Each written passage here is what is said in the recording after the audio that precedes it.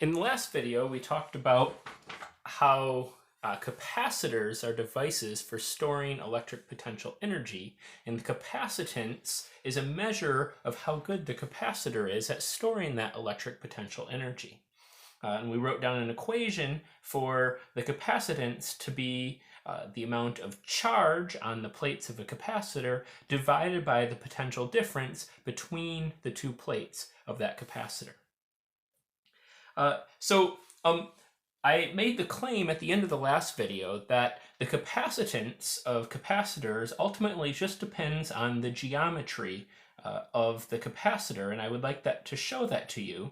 I'd like us to calculate the capacitance of a parallel plate capacitor in terms of potentially any amount of charge on the capacitors, the distance between the two plates, and the area of those plates.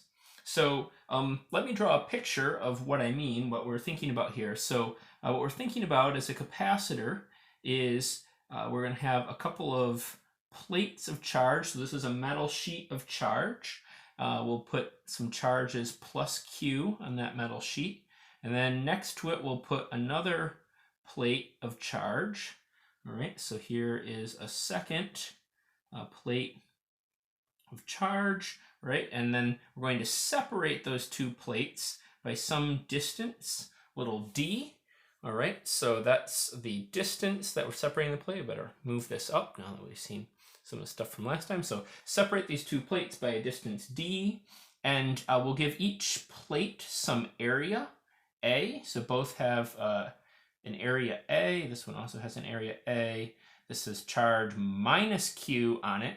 And so between the plate with charges plus Q and the plates with minus Q, on the middle we're going to get an electric field that will go from the positive Q to the minus field. And so we'll get a bunch of electric field lines between the plates that look, something like this, right? Where the electric field is going from the positive to the negative.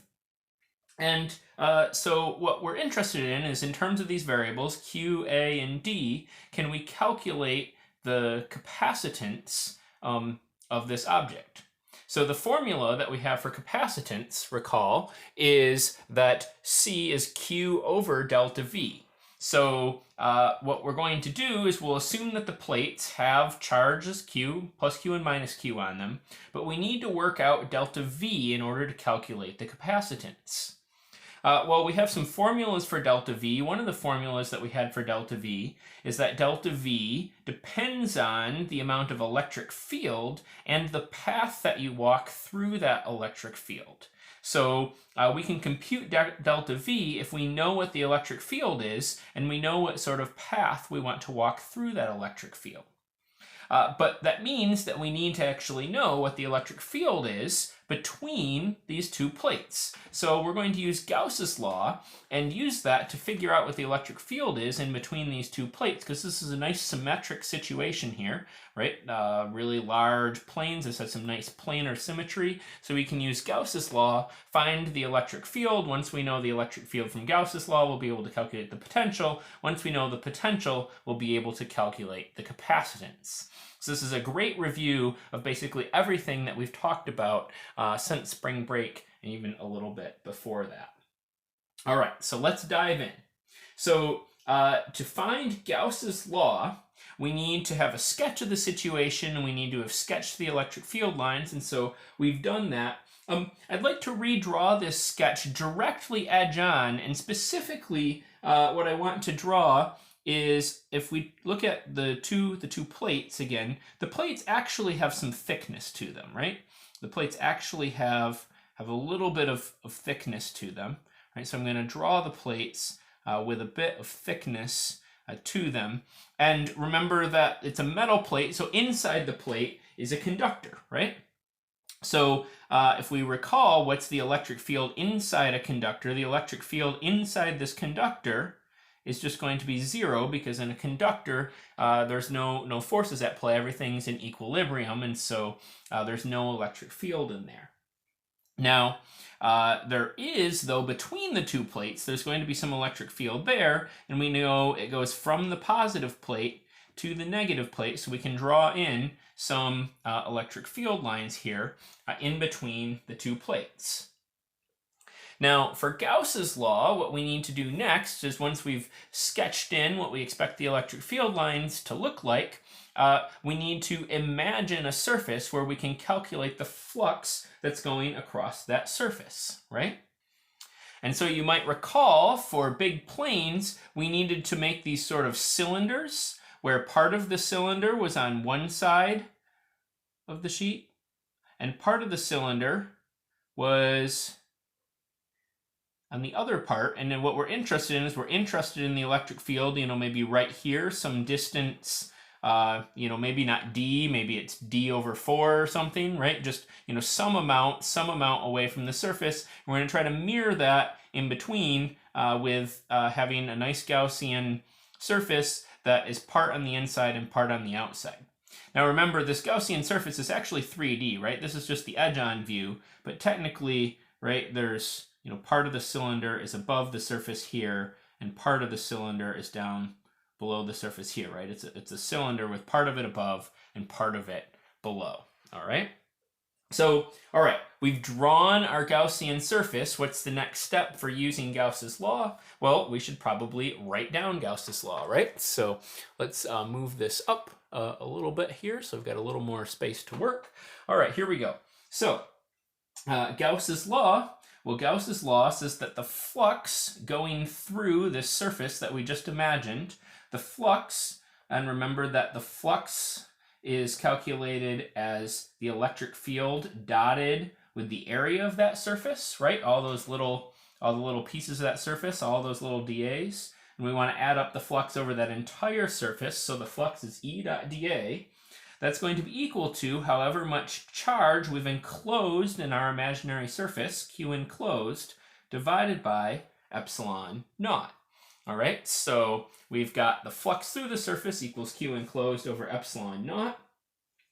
And now we need to think about, for this Gaussian surface then, we need to draw in some dA vectors, right? And so we draw in some dA vectors, right? Some of the dA vectors are going to come out the top here, right? This would be the left side as we've drawn it. And then some dA vectors kind of come out this way, right? And some dA vectors out this way. And then you've also got dA vectors going this way, right? Also some dA vectors coming out there. So we've got dA vectors in 3 different parts. And so to solve this problem, we need to split the E dot dA then into 3 different parts, right? We need to do an integral over this side, over the side that's inside the conductor. And well, the integral of E dot dA inside the conductor, E equals 0, so that's just 0, right? So we don't need to worry about that. Then we need to do an integral over sort of the sides of this container, right? The cylinder part of this container. But all the dA vectors are pointing to the sides, right? They're perpendicular to the electric field. So when we do E dot dA, you get a cosine of 90 degrees, and this whole contribution is 0 as well. So all we're left with then is just this part of the surface right here, where E and dA are going the same direction. And so we just have the integral over sort of the right-hand side here, the integral over the right-hand side of E dA cosine of 0 degrees, because the dAs and E's are pointing in the same direction, right? Well, okay. All along this surface, the electric field is constant, so that can come out of the integral, right? So we get E times just the integral then of dA, integral over dA, and this is just the area of this little part of our imaginary surface. So I should come up with, a way to express that area. I guess it's this area right here, right? That area. And so let's call that A naught. All right, just the area over the right-hand side of our surface. I'll call that A naught. And so this just must be E times A naught. Now we know that E times A naught, that's equal to Q enclosed. So the question is, well, how much Q is enclosed in this surface? Well, that is a good question. Well, we know that this whole thing has a area big A, right? And there's Q on it. So that means that the charge density here is going to be Q over A, right? And if we want to know how much charge is just enclosed here, well, it's just the part that's in A naught, right? So we take the charge density, we multiply it by that area, A naught, right? So it's Q over A, so we'll do Q over A times A naught. That will give us the total amount of Q enclosed, right? So I'm going to get Q times A naught over A, that's the charge enclosed, and then there still is an epsilon naught on the bottom. Another way about thinking of it is we don't have all of the Q, we just have the little piece of the Q, or not the little piece, but just the Q inside of our imaginary surface, and that's going to be a fraction of the area, right? A naught over A, just a fraction of the area gives us a fraction of that total charge. Well, now you see we have an A naught on both sides, so we can cancel that out, and we're just left with the expression. We've got now an expression for the electric field in between these two plates. We just have the electric field is going to be Q over A epsilon naught. All right, good. So now we've used Gauss's law to find the electric field. So let's move along here. Now that we know the electric field, we can calculate the potential difference between these two plates. All right, so let's do that. So now we're calculating potential difference between the two plates, and it's minus the integral from where we start to where we end of E dotted with dl, dotted with the path that we walk along. All right, so let's pick a path to walk. So let's start at one of the plates here, and we're gonna walk uphill so that we gain some potential. That's fine. So let's imagine taking a bunch of steps dl. Well, hard to read that. Well, these are all little steps, dl, right? Here's another little step, dl. We're gonna take a bunch of little steps, dl, and go from here all the way over to here. So, well, what is E?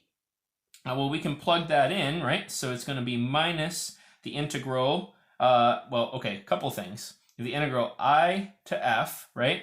We have the dot product that we have to get rid of, which is E dotted with dl. And it looks to me here that that's going to be E times dl times the cosine of 180 degrees, right? If we're walking this way, then we get a cosine of 180 degrees.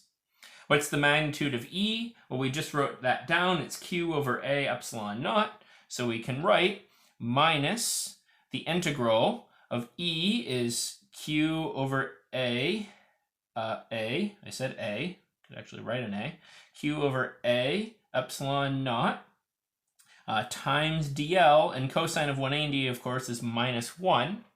And now we look and we see Q, that's just a constant, it's just an amount of charge. A is a constant, epsilon naught's a constant, minus 1 is a constant. All those can come outside the integral. And so we're left with plus Q over A epsilon naught times the integral of dl. Well, and so the integral of dl from where we start to where we end, well, we're starting here at one plate, and we're moving a total distance d over to this other plate, and so that integral of dl must just be this distance d that we've traveled. So the integral of dl, that's just d, and so we can write down here that the potential difference, right, delta v, right, so this whole thing is delta v must be q times d over A times epsilon naught. All right, we're almost done. The last thing we needed C, right? The amount of C. So C is the absolute value of Q divided by delta V. So let's plug this in. Dividing by delta V, that's a QD over A epsilon naught. And so when you divide by something, that means multiplying by the reciprocal, right? So this is Q times A epsilon naught divided by QD. The charge cancels out, and we're just left with, at the end, that the capacitance is A times epsilon naught divided by D, which just depends on the area of the plates and how far apart they are. Just the geometry of the situation. The charge ended up canceling out. It didn't matter. The potential didn't matter. It just ended up mattering what the geometry was, how good it was at storing the potential. So there you